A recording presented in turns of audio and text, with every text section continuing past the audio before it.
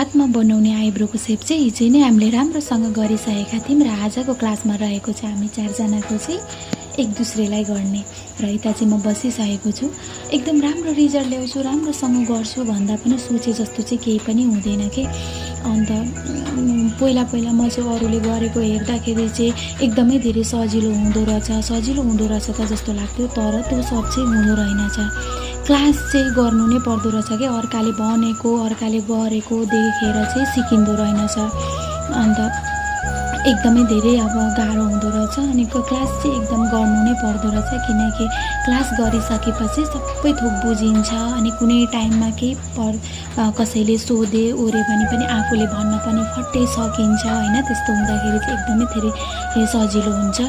र यता चाहिँ मैले एकदम घोटेको गरेर चाहिँ यतिको रिजल्ट ल्याएँ र एकदम राम्रो लाग्यो आफूलाई पनि।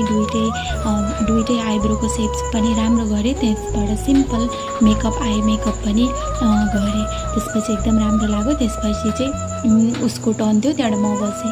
तर एकदमै धेरै गर्नु त सजिलै हुन्छ कि, निहुरी परेर गर्दा घाँटी दुख्ने अनि त्यहाँबाट फेरि बस्दाखेरि पनि एकदमै धेरै घाँटी दुख्ने कि।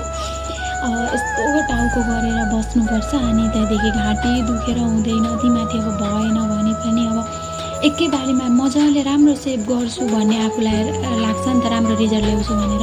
अनि फेरि अलिकति भएन भने फेरि पुसो अनि फेरि गरो फेरि पुसो फेरि गरो गर्दै अब कस्तो मतलब आँखा पनि पोल्ने के अब यस्तो भइहाल्दो रहेछ कि।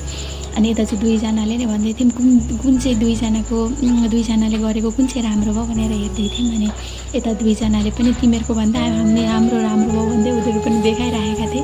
अनि एकदमै अब राम्रै ठिकै भयो। अनि आजको क्लासमा चाहिँ किन भन्दाखेरि चाहिँ कस्तो भयो भने धेरै नै अब बेसी नै लगाउँदै पुस्दै अब हामी चाहिँ मेकअपहरू गर्दैनौँ नि त त्यसरी, अब फर्स्ट टाइम हो मेकअपहरू लगाउने। अनि फर्स्ट टाइम त्यसरी मेकअपहरू लगाएँ अनि पुस्दै गर्दाखेरि त्यो प्रोडक्टले गर्दाखेरि चाहिँ एकदमै धेरै आँखा चिलाएर पोलेर चाहिँ एकदमै नसकेर हामी चाहिँ 1 घन्टाभन्दा अगाडि नै निस्क्यौँ। हामी चाहिँ 4 बजे छुट्टी हुन्थ्यो तर हामी चाहिँ 3 बजे नै निस्क्यौँ।